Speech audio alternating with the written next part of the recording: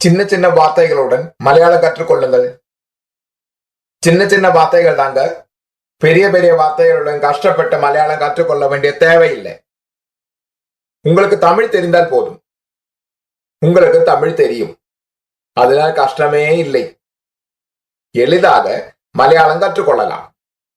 இப்போது இருக்க முடியாத சூத்திரத்துடன் ஸ்போக்கன் மலையாளம். எந்த சூத்திரங்க? இருக்க முடியாத சூத்திரம். இந்த சூத்திரத்தை பத்தி விவரமாக பிறகு பார்க்கலாம். ஓகேயா? அடுத்த பக்கத்திற்கு போகலாமா? ஓகே, நெக்ஸ்ட் பேஜுக்கு போகலாமா? நிகழ முடியாமல் போயிருக்க கூடும் எனும் வேலைகளை மலையாளத்தில் சொல்வது எப்படி? நிகழ முடியாமல் போயிருக்க கூடும் எனும் வேலைகளை மலையாளத்தில் எப்படி சொல்வது? சில வேலைகள் நடக்காமல் போயிருக்க கூடும். அந்த நடக்க முடியாமல் போயிருக்கக்கூடிய வேலைகளை மலையாளத்தில் எப்படி சொல்ல வேண்டும் என்பதை இப்போது தெரிந்து கொள்வோம். ஓகே, நெக்ஸ்ட் பேஜுக்கு போகலாமா? வாக்கியத்தில் இருக்க முடியாது என்று வரும்போது அதங்க போயிருந்திருக்க முடியாது, படித்திருந்திருக்க முடியாது, கற்றிருந்திருக்க முடியாது, பாடி இருந்திருக்க முடியாது, பேசி இருந்திருக்க முடியாது, இவை போன்ற அர்த்தங்கள் வரும் வார்த்தைகள் வரும்போது இருக்கன் கழி இல்ல எனும் வார்த்தையை உபயோகிக்க வேண்டும்.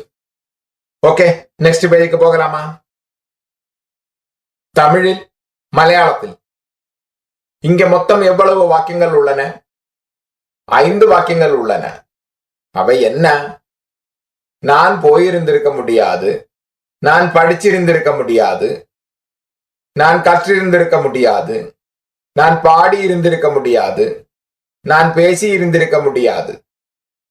நான் என்றால் ஞான், முடியாது என்றால் കഴിയില്ല. நான் போயிருந்திருக்க முடியாது என்றால் மலையாளத்தில் ഞാൻ പോയിരിക്കാൻ കഴിയില്ല.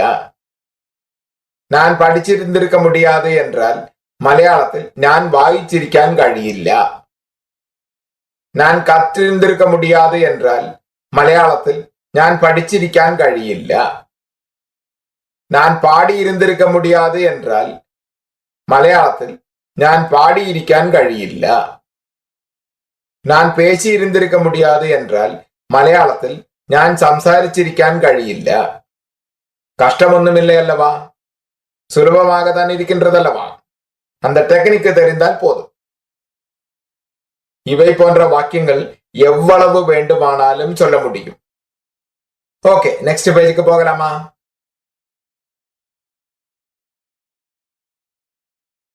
தமிழில் மலையாளத்தில் இங்க மொத்தம் எவ்வளவு வாக்கியங்கள் உள்ளன? 5 வாக்கியங்கள் உள்ளன. அவை என்ன?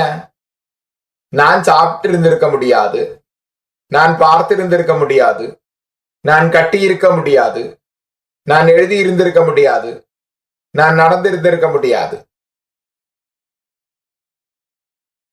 நான் என்றால் ஞான், முடியாது என்றால் കഴിയില്ല. நான் சாப்பிட்டு இருந்திருக்க முடியாது என்றால் மலையாளத்தில் நான் കഴിച്ചിരിക്കാൻ കഴിയില്ല. நான் பார்த்து இருந்திருக்க முடியாது என்றால் மலையாளத்தில் நான் கண்டு இരിക്കാൻ കഴിയില്ല. நான் கட்டியிருக்க முடியாது என்றால் மலையாளத்தில் நான் கட்டியிருക്കാൻ കഴിയില്ല. நான் எழுதியிருந்திருக்க முடியாது என்றால் மலையாளத்தில் நான் எழுதியிருക്കാൻ കഴിയില്ല. நான் நடந்திருக்க முடியாது என்றால் மலையாளத்தில் ഞാൻ നടന്നിരിക്കാൻ കഴിയില്ല. கஷ்டமொன்னுமில்லையே, எளிதாக தான் இருக்கின்றது. ஓகே, நெக்ஸ்ட் பேஜுக்கு போகலாமா? தமிழில் மலையாளத்தில் இதுவரை என்னை பற்றி சொன்னோம். இப்போது நான் நாம், நீங்கள், அவன், அவள், அவர்கள் இவற்றை உபயோகித்து வாக்கியங்களை சொல்வோம். இங்கே எத்தனை வாக்கியங்கள் இருக்கின்றன? 6 வாக்கியங்கள் உள்ளன. அவை என்ன? நான் போயிருந்திருக்க முடியாது, நாங்கள் போயிருந்திருக்க முடியாது, நீங்கள் போயிருந்திருக்க முடியாது, அவன் போயிருந்திருக்க முடியாது, அவள் போயிருந்திருக்க முடியாது, அவர்கள் போயிருந்திருக்க முடியாது. இங்குள்ள வாக்கியங்களை நன்றாக கவனியுங்கள். நான் என்றால் ஞான், போயிருந்திருக்க முடியாது என்றால் போயிருக்கான் കഴിയില്ല. நான் போயிருந்திருக்க முடியாது என்றால் ഞാൻ പോയിരിക്കാൻ കഴിയില്ല. நாங்கள் என்றால் ഞങ്ങൾ. போயிருந்திருக்க முடியாது என்றால் போயிருക്കാൻ കഴിയില്ല. நாங்கள் போயிருந்திருக்க முடியாது என்றால் ഞങ്ങൾ போயிருക്കാൻ കഴിയില്ല. நீங்கள் என்றால் நீங்கள். போயிருந்திருக்க முடியாது என்றால் போயிருക്കാൻ കഴിയില്ല. நீங்கள் போயிருந்திருக்க முடியாது என்றால் நீங்கள் போயிருക്കാൻ കഴിയില്ല. அவன் என்றால் அவன். போயிருந்திருக்க முடியாது என்றால் போயிருക്കാൻ കഴിയില്ല. அவன் போயிருந்திருக்க முடியாது என்றால் அவன் போயிருക്കാൻ കഴിയില്ല. அவள் என்றால் அவள். போயிருந்திருக்க முடியாது என்றால் போயிருக்கான் കഴിയില്ല. அவள் போயிருந்திருக்க முடியாது என்றால் அவள் போயிருக்கான் കഴിയില്ല. அவர்கள் என்றால் அவர்கள். போயிருந்திருக்க முடியாது என்றால் போயிருக்கான் കഴിയില്ല. அவர்கள் போயிருக்க முடியாது என்றால் அவர்கள் போயிருக்கான் കഴിയില്ല. இப்போது விவரங்களை கூர்ந்து பாருங்கள். நான் போயிருந்திருக்க முடியாது என்றால் மலையாளத்தில் ഞാൻ പോയിരിക്കാൻ കഴിയില്ല. நாங்கள் போயிருந்திருக்க முடியாது என்றால் மலையாளத்தில் ഞങ്ങൾ போயிருക്കാൻ കഴിയില്ല.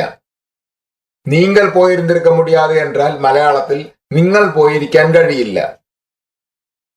அவன் போயிருந்திருக்க முடியாது என்றால் மலையாளத்தில் அவன் போயிருക്കാൻ കഴിയില്ല. அவள் போயிருந்திருக்க முடியாது என்றால் மலையாளத்தில் அவள் போயிருക്കാൻ കഴിയില്ല. அவர்கள் போயிருந்திருக்க முடியாது என்றால் மலையாளத்தில் அவர்கள் போயிருக்கான் കഴിയില്ല. கஷ்டமொன்றுமில்லை அல்லவா?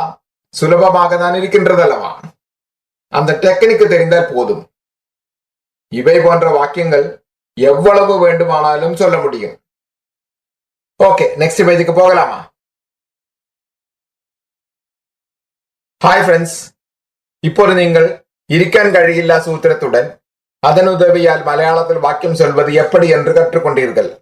இதே போலவே இருக்கான் കഴിയില്ല சூத்திரம் வாயிலாக மலையாளத்தில் எப்படிப்பட்ட வாக்கியமானாலும் எவ்வளவு வாக்கியங்களானாலும் நன்றாக 100% பேச உங்களால் முடியும் என்று நான் நம்புகிறேன். சின்ன சின்ன வாக்கியங்கள் ஆனாலும் பெரிய பெரிய வாக்கியங்கள் ஆனாலும் எவ்வளவு இருந்தாலும் இந்த இருக்கான் കഴിയില്ല சூத்திரம் மூலம் உங்களுக்கு தெரிந்த எத்தனையோ வாக்கியங்கள் பேசுங்கள்.